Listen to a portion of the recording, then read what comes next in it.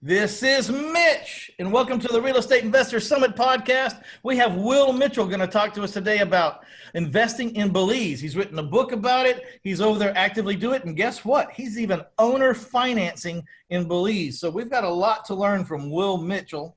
Will's talking to us from Canada. Is that right now? That's right. Up in Canada, we're actually doing a presentation to some real estate investors up here. So, it's not the usual beaches and type of environment I like, but we're doing okay. All right. And then I also going to have my partner, Mike Powell, on with us today because he's very interested, as am I, in offshore investing or overseas investing or whatever you want to call.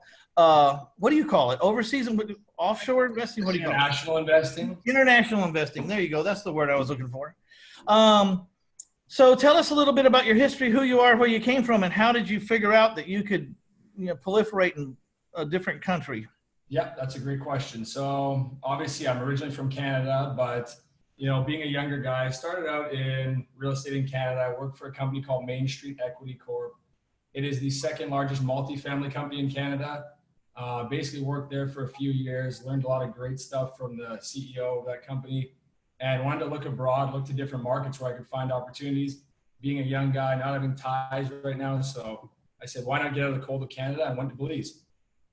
It's a beautiful place. I mean, I have not been there myself, but I've planned to go there several times and things happen. But I also thought about during the recession, if I was going to do some things internationally for tax reasons or for business reasons, and Belize was really high on my radar. So let's talk about why Belize. Where do you start with that? Because, people are saying to do this in Panama and a lot of different places. There's a lady named Jackie, who has International Living magazine, and I've followed her a little bit, and she's the one that first got me intrigued of the benefits of investing from other countries or in other countries. So why Belize? Perfect starting point. So, when you're looking at an international market, you're looking at investing abroad, kind of the first place you want to start is ownership rights. If I'm buying a property, is this going to be something I'm going to have to go through some corporation and have, directors that are locals to that country on the corporation, or is there kind of any funny business with the ownership rights? So Belize kind of checks every box there. It's full foreign ownership, fee simple title. You can have your name on the title. You can have your company's name on the title. So when we're contrasting that to other countries in the region, most countries are based in the region on Napoleonic civil law. So this legal system is one where it's a two-tier ownership structure where foreigners and locals do not have the same ownership rights. Belize is a British common law country, and that's why it's full foreign ownership. Another key reason before we kind of, I want to hit like the main points. It's an English-speaking country, so I'm not sure about you guys. Do you guys speak any languages other than English? We speak just enough Spanish to get thrown in jail. I'm the same way.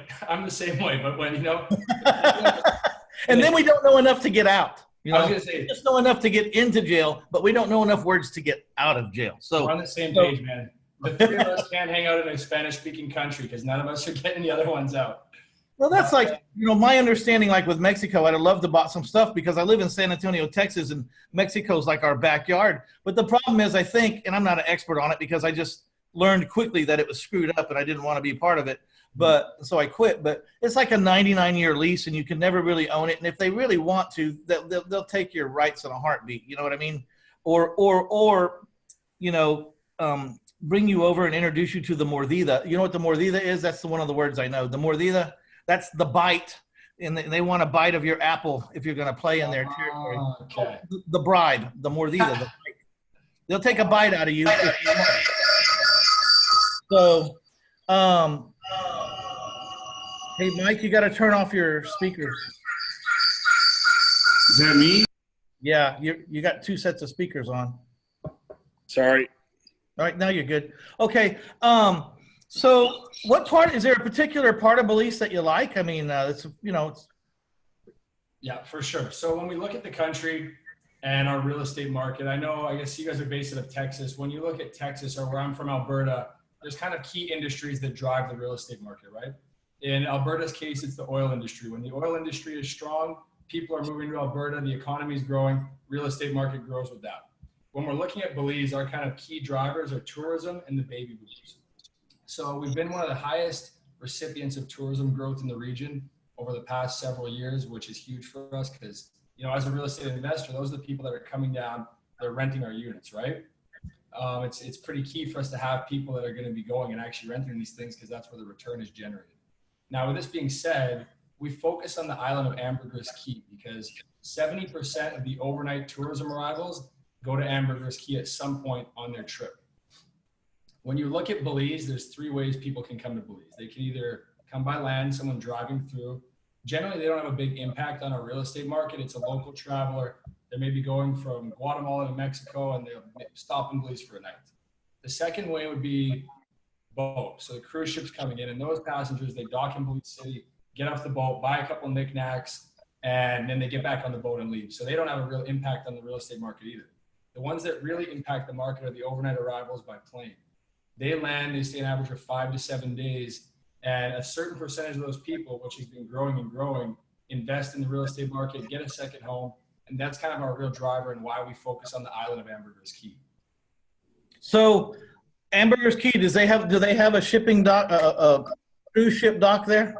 No cruise ship dock. Okay, so this is actually a perfect, transition to this. But the island actually has just 400 yards off the coast, the second largest barrier reef in the Western Hemisphere. Literally, when you're sitting on the beach, you can see the waves crashing against that reef. And it's kind of very hard for a cruise ship to get in. The water depth behind the reef is about 6 to 8 feet deep. On the other side, it's 1,000 to 3,000 feet deep. So they can go along that reef. They just can't enter the island. So all of our travelers come by air. I'm not so sure that's a bad thing because those cruise ship ports, as soon as they port there, as soon as they make a dock, it's over. My favorite place to go in Mexico was Playa del Carmen. And as soon as they announced they were putting in a cruise ship dock there, that place exploded into not what it was. It was For sure. It was a nice fishing port town, that I'd love to go to because it was quiet. There wasn't a bunch of hawkers trying to sell me stuff every 10 feet. And all of a sudden, everything 3 stories and glass front. And it used to be mom and pop businesses, and now it's conglomerates. You see the gap. You see all these chain, national and global chain stores. That's not what I want to go to a country for. A lot of times, or most of the time. It's like call it paradise, kiss it goodbye, right? So yeah, for sure. I mean, when those things hit, it has a huge impact on the reason why people like to go, and that's actually the exact reason why people love Belize. Also, I learned this, and tell me if it's true in Belize or not, but when they set up those cruise ship docks, the jewelers and all the cruise ship owns all the storefronts in the town and leases it to the jewelry guy, to the clothing guy, to the ice cream guy, to the whatever. You're not really getting an authentic feel at that point. You're just in the trap, Everything is master plan with those guys. They know all the details. They're going to lay it out. They're smooth operators. They know they're going to put these little kiosks there and lease them. So you're 100% right there, Mitch. So they speak English there. They've got full ownership. Tell us what are some of the differences? Do you know United States owner finance criteria more or less, because it's different in every state too? But yeah, I was going to ask you how does it compare to owner financing in the States? So first, let me just give your listeners a little bit of history about why we look for owner financing. I know it gives us the ability to leverage ourselves into more deals, but we actually have some kind of unique circumstances in Belize that are really important to note with our banking system. So when someone deposits $1 into the Belize banking system, the banks are required to maintain a 24% reserve. So 24 cents of that dollar can't be lended out. The other 76 can. Now, there's 2 effects of this. One, it's extremely expensive for them to loan money. So the rates are very high, the down payments are very high, and it's not favorable for real estate investors like ourselves who are looking to get obviously, low interest. Some cash flow. Exactly, right? So when you contrast that to the US, which has a fractional reserve system, they can lend upwards of $10 out for every dollar deposited. It's a lot cheaper to get bank financing in the US, same in Canada, right?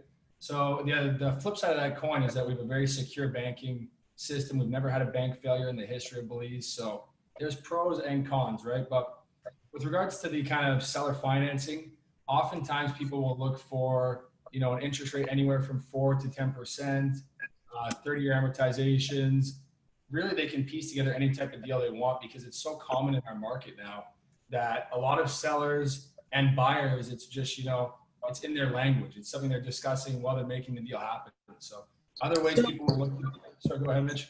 So in the United States, we can go, at least in Texas, we can go to the Savings and Mortgage and Loan Commission, and we can learn the rules for owner financing and what we have to do. Where do you go in Belize to comprehend what's allowed and what's not allowed? Or is it just a gunslinger country right now? At this point, it's, kind of being figured out as we go. And it's, kind of a pro again and con. There's, benefits and downsides to all of these things. The other thing in Belize, we don't really have a traditional MLS right now. So a lot of the deals that people are finding, it's more just discussion with all other real estate agents in the market. And I love that. I love that because that means for a go-getter who knows how to market or knows how to look, there's more deals out there. You find the best deals that way, right? It's the inefficiencies in the market where we can make the most money and the best returns. So that's wealth comes from chaos, brother. Wealth comes from chaos. I'm living in the chaos, Mitch. What? I'm living in the chaos. I love that. So in Canada, can you owner finance in Canada? I think you can, right? Yeah, you can. And so you can in Canada. A lot of the guys that started doing this were actually guys from Texas coming down and from Canada investing in the Belize real estate market. And they kind of set the framework for the way people do this now in Belize.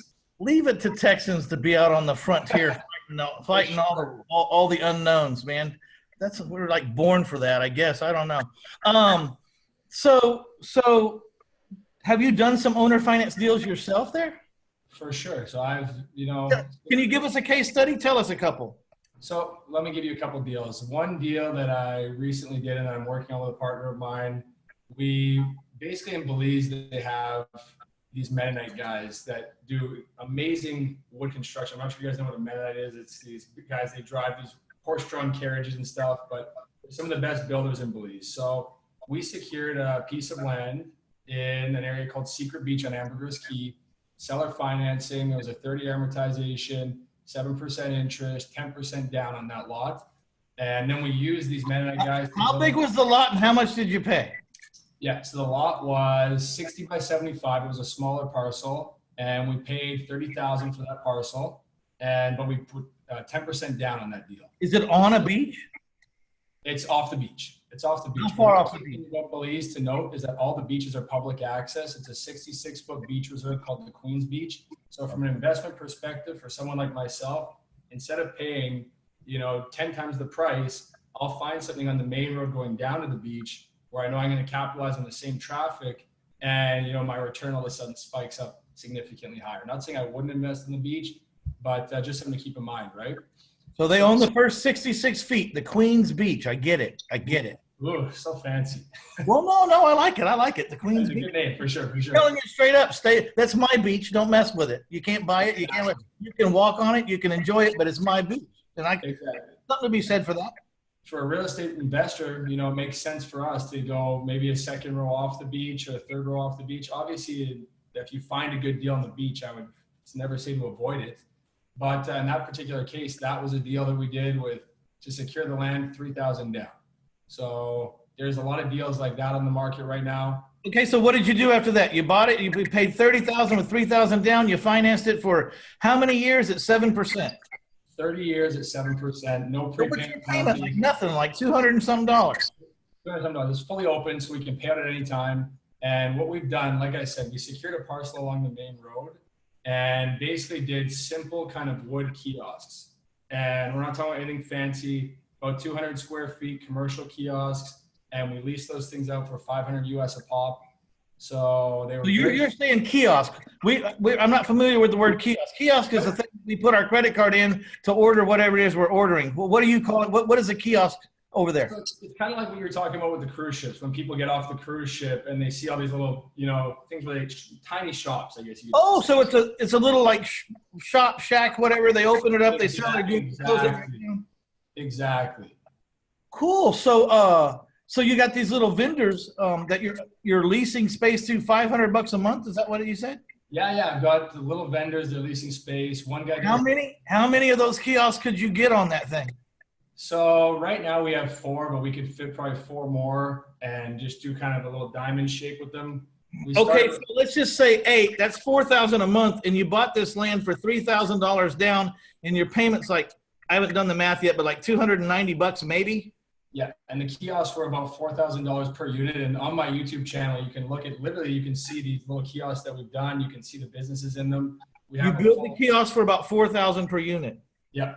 So in 8 units, that's 32,000 plus the 3,000 down. So you got 35,000 invested, a payment of like 290 or say 300 just for easy math. Mm-hmm. And you're bringing in 4,000 a month. So for 35,000, you bring in 4,000 a month, and you out of that 4,000, you got to pay out 300. So you're netting potentially $3,700 on the surface. Do you have any ongoing bills, insurance? What are the other costs for those kiosks? Yeah, so there's insurance and, property taxes. Okay, so yeah, let's talk about property taxes as well. Property taxes compared to the US and Canada are extremely low. On that specific property, the property taxes are $75 per year, paid once per year in April. So very, very low compared to what people are used to in the US. Insurance payments are, quite comparable. In the book, we have some examples of that. And yeah, basically this is like one of the better deals we've done in this market. It's not like every deal has the type of returns this deal has, but there are a lot of deals with vendor financing right now. And if you have a little bit of ingenuity and can kind of piece the pieces together, there's a lot of opportunity with these type of deals.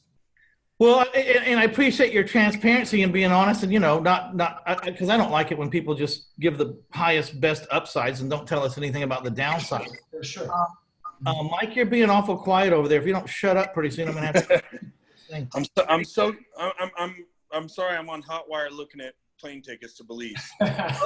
Hey, well, so now you got some insurance and some property taxes to add to this. So let's just say the total bill, counting the payment and the insurance and taxes, is $1,000, which I don't think it's going to be $1,000, but let's just say it is. You're still netting $3,000 a month on a $35,000 investment. That's close to a 27, 28, 20, whatever. It's over 25% rate of return, and you're being the full-fledged owner at some point. It's like a 90% return. It's a 90% return? Yeah. Okay, 35,000 divided by 36. Oh, yes, 35,000 divided by 36,000 because over 100% return on that one investment. That's almost made whole in a year. I don't know what the hell I was thinking. See, this is living proof, Will, that you don't have to be really good at math to be really successful at real estate.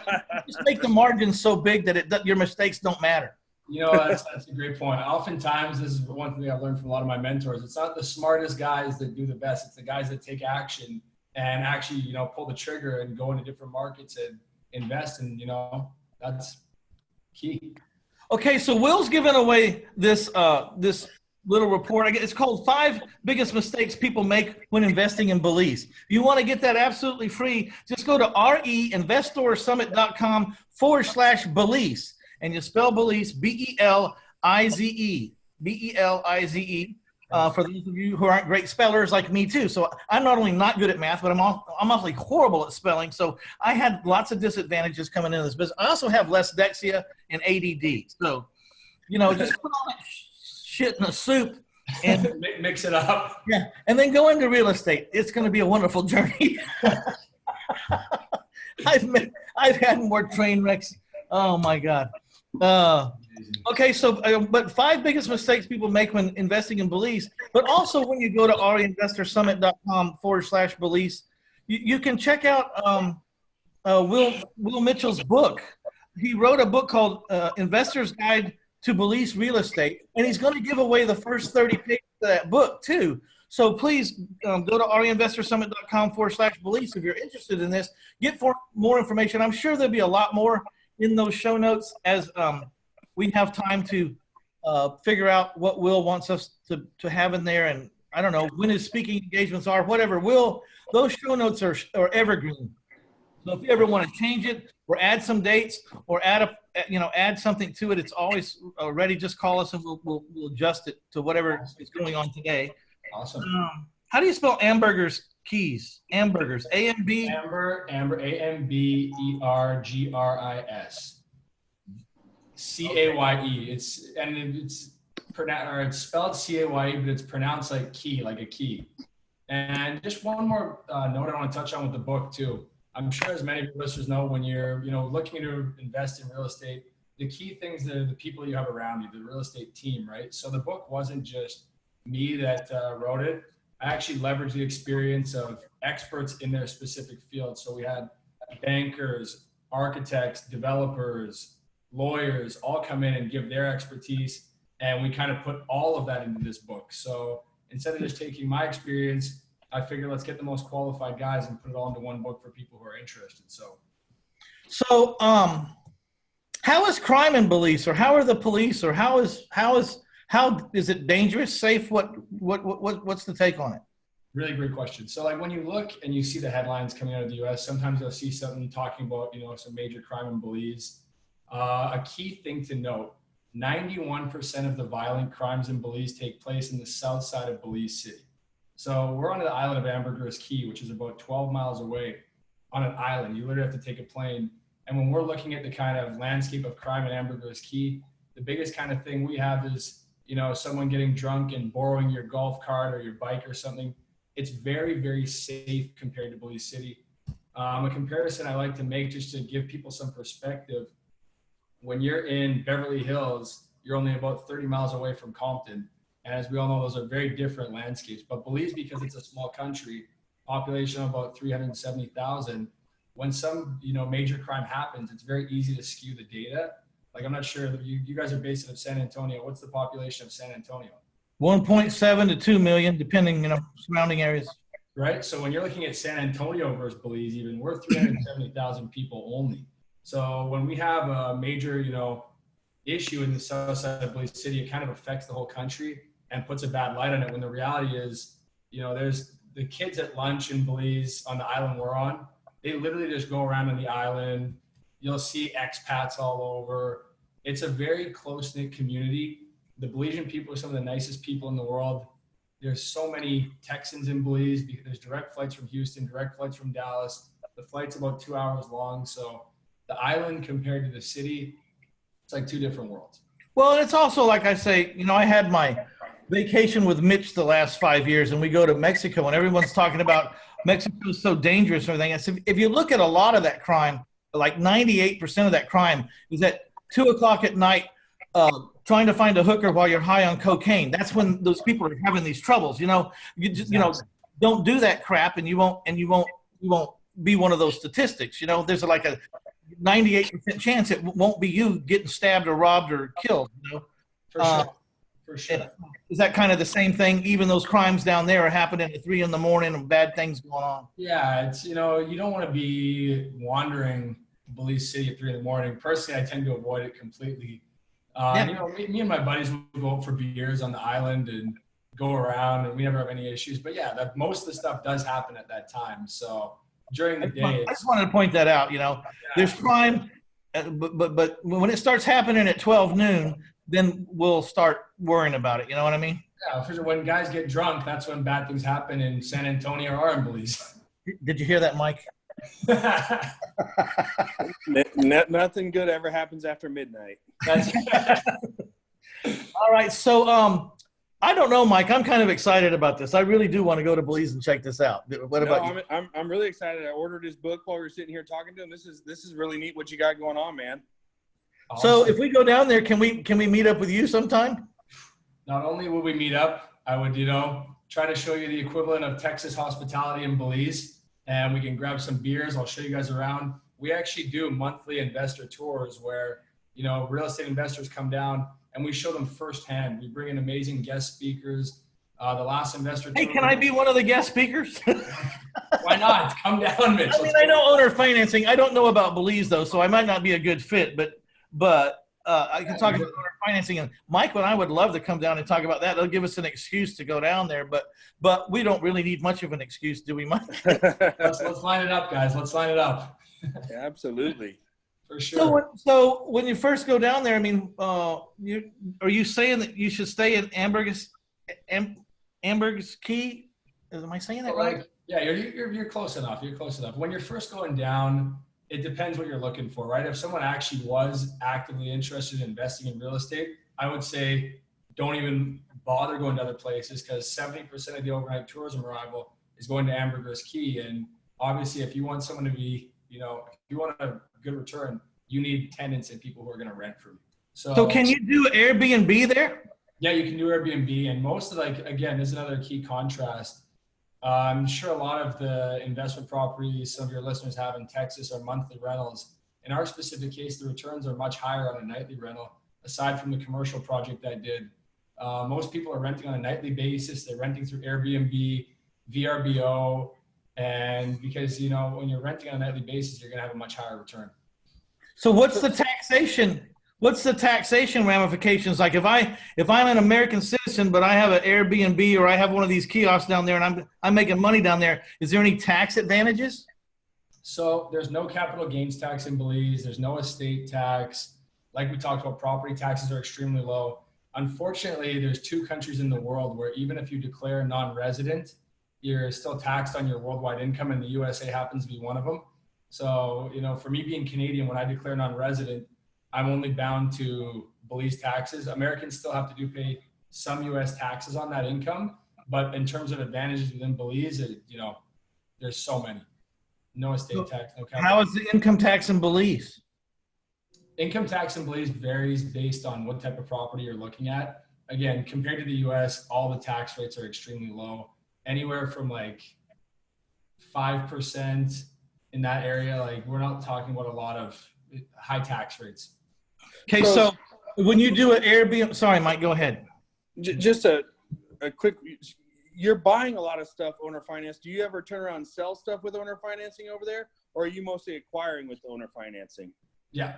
So basically, there's actually a lot of guys in the market right now who will literally turn down a cash offer because they're saying, you know what, I got someone who will buy my property, 10% interest, a fixed 10% return over whatever period.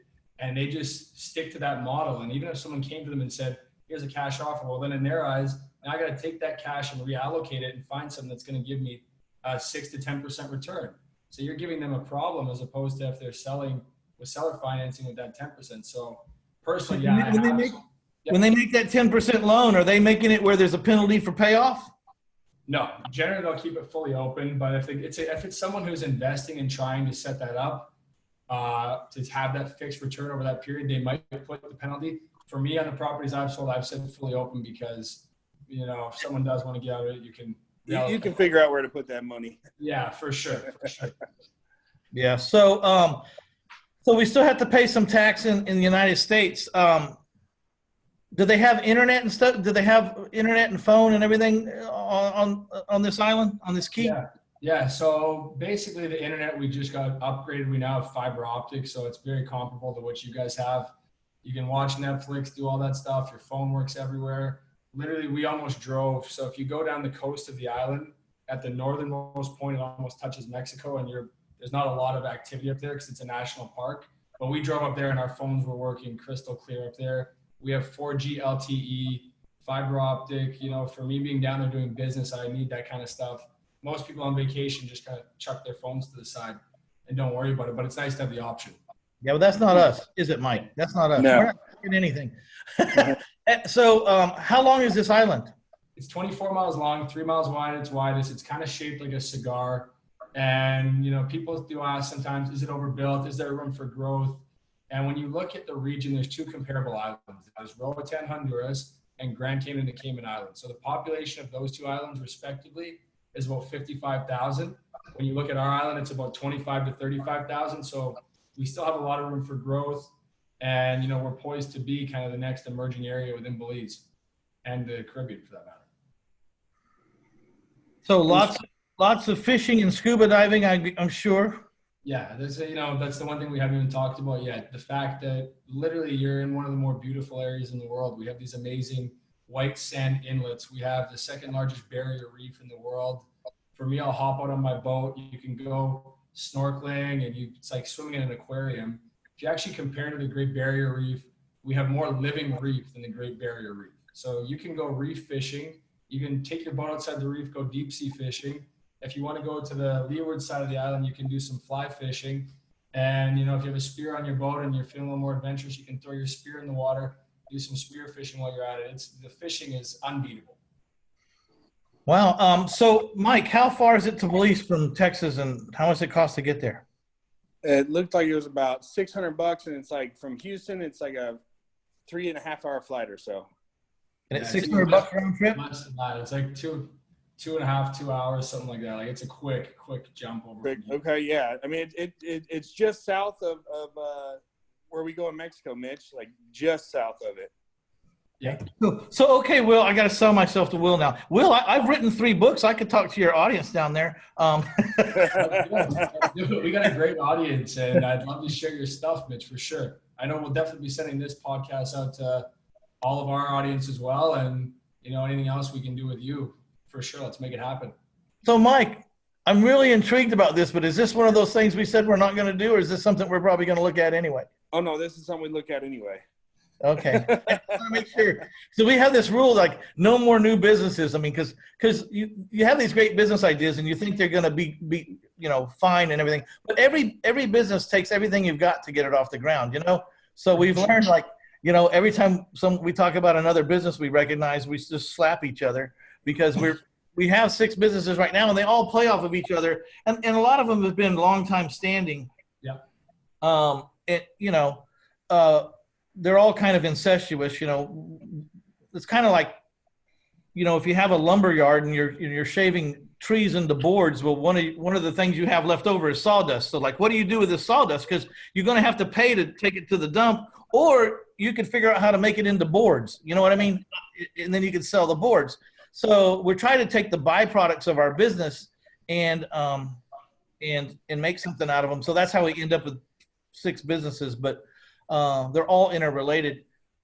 But how is Belize going to fit in, man? It's just because we need some beach? Is that what it is? I mean, I was going to say, you know, if you guys are trying to avoid new businesses, don't come to Belize. It's an entrepreneur's paradise. When we're contrasting to the U.S., like, we have such basic business opportunities right now. And I'll give you guys an example. A few years ago, there wasn't even a place on the island you could get a fresh made bagel. And a company came in, they did that. In the past 3 years, they've expanded to several locations. So like, we're not talking about Bitcoin or putting rockets to Mars. We're literally talking about businesses like making fresh bagels, or it's, you know, things that American consumers want that we just don't have in the market yet. And, you know, it's funny you talk about the byproduct of these businesses. It's the same way, like just us being involved in the market actively, all of a sudden after, you know, a couple months, you have a property management business, and, you know, all of these things tie into one another. So I can totally relate to that. And if you're avoiding new businesses and opportunities, don't come to Belize, because your brain is going to be firing on all cylinders. Well, you know, we can always partner with someone else and send them over there. That's what I'm saying. How much of your time are you spending down there?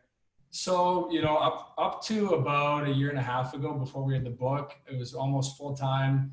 Lately, we've had a lot of different speaking engagements. We've spoken. We actually were just in Houston. We did a presentation in Houston. Who are you with? Did you go talk with Landon and those guys, or who? We set up our own thing down there. Basically, we have, from our following, we kind of reach out to our following, see which cities have the most amount of people who are interested in hearing about this. We sent an email blast out and found out that Houston, we had a pretty big audience. So we went down to Houston, did a presentation on that. Next, we're probably going to go into Dallas. Basically, my marketing guys kind of just feeling out which areas are the best. But so I have an idea. I don't know if it's a good idea, but maybe we should come talk about and get all the expats in a room and talk about how they can earn 6 to 8 to 10% and have United States, Texas real estate as collateral. And, you know, because I'm sure these people that are living there, they're depending on an income that they need to feel secure about, you know, because they're retired, a lot of them. We could offer a choice, or even to loan the money for businesses to buy properties in Belize. You know what I mean? So the kind of buy with OPM, which is the expats' money, and then owner finance or lease to, you know, the Belizeans. Is that what you call them? Belizeans? Yeah, Belizeans. Yeah, and have the business, or have their money right there working where they can go visit the shop that they're financing. You know what I mean? For sure. Raise some private money. Because to me right now, I'm in a really big raising private money mode, just because my businesses are growing so much. We buy about 100 houses a year in Texas. And I've been doing that for 22 years. So for 22 years, I've been buying a house like every 4 to 5 days. So, wow. And I do it all with like $14 million worth of private money.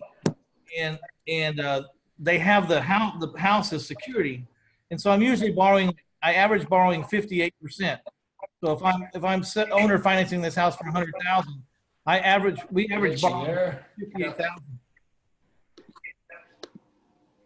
Did I lose you? Hey, Will, did I lose you? I think you up for a second, Mitch.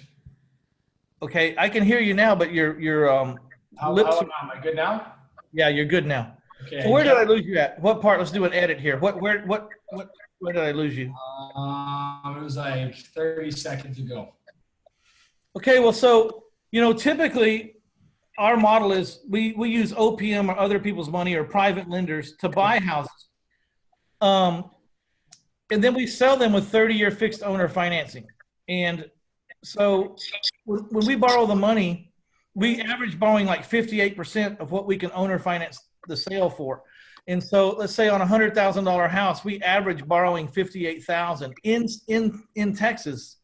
And I don't know how it would be exactly in Belize, but our lenders get a lien on that $100,000 house for their $58,000 loan. And if they don't get paid, then they got a house backing it up. But I mean, we've never given a house back in our career, over 2,000 houses. But anyways, we could talk about how to raise private money, and that could be beneficial to both you and I. You know what I mean? For sure. You got to get down. Both you and Mike need to get down and check Belize out. And I'm telling you, there'll be a lot of good brainstorming going on. Okay, hold up your book. All right. So the Investor's Guide to Belize Real Estate. And he's going to give away 30 pages at reinvestorsummit.com/Belize, BELIZE. Also, if you get over to that link, you can get the 5 biggest mistakes people make when investing in Belize, just as a little helpful hints. So if you decide to do that, you got the 5 biggest things to watch out for. Golly, anything else we should say before maybe we wrap up, Will? We covered a lot of good stuff. Nothing's coming to mind right now. Man, I'm pretty sure I'm going to be visiting you down there. We'll have to stay in touch. I'll have to, don't hang up when this is over. I want to get your personal phone number and everything, and maybe we'll talk. Anything you want to ask, Mike, before we go? Yeah, man. When you come to Dallas, let us know. We'd love to come see you and support you at your event in Dallas. That'd be great. I appreciate that, guys, and thank you so much for having me on to talk about this today. Yeah, let us know if you ever get down to San Antonio. You'll have to look us up. But like I said, we'll exchange personal phone numbers when we get off here, all right? For sure. Awesome, Mitch. All right, everyone. I'd like to thank you for stopping by to get you some Will Mitchell and talk about how to invest in Belize. I'd also like to thank my sponsor for this episode, taxfreefuture.com. If you don't have a tax-deferred or a tax-free investment vehicle or savings account, man, you are missing out on a big advantage. Also, go to taxfreefuture.com and check out the 37 videos, because you will not believe what your financial advisors are not telling you. Okay? Taxfreefuture.com. Check it out. This is Mitch Stephen with the Real Estate Investor Summit podcast. I've been here with Mike Powell and Will Mitchell. Thank you so much, you guys. We're out of here. Thank you. Thanks, guys.